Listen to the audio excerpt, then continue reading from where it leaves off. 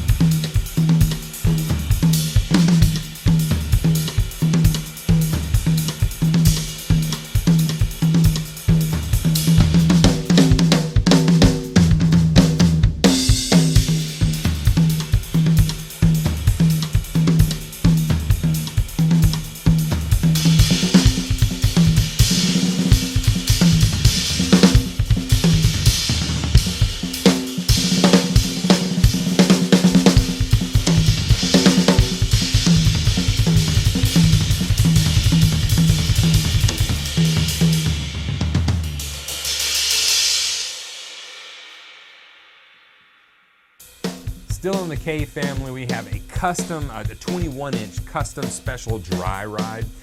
This one is much drier than the custom dark complex ride. A little bit smaller, doesn't have the cluster hammer patterns, but still just a great sound. A little bit lighter than another one of the ones that I have that I'll show to you.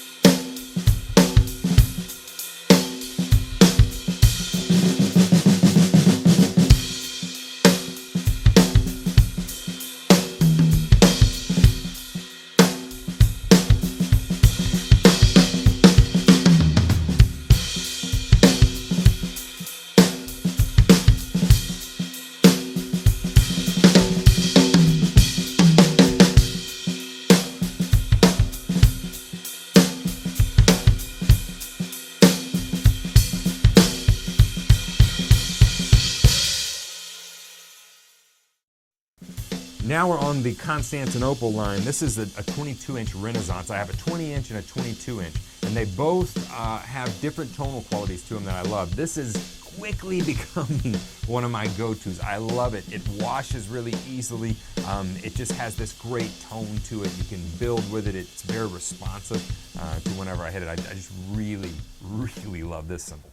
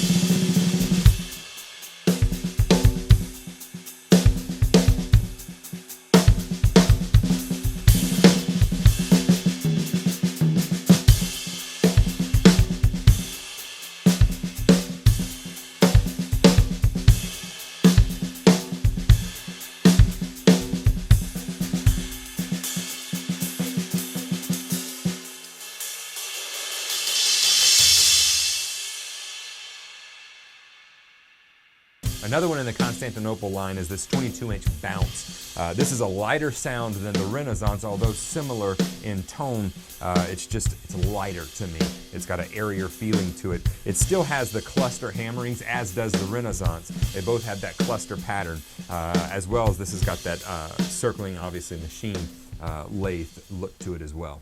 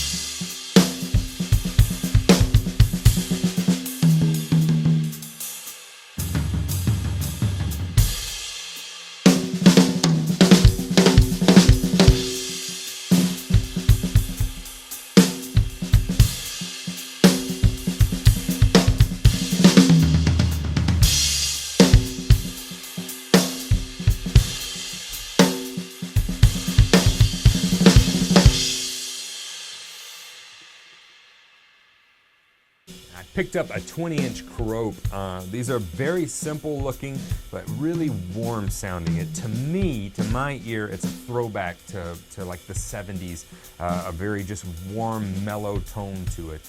Great for jazz. Got a great crash effect to it if you wanted to do that.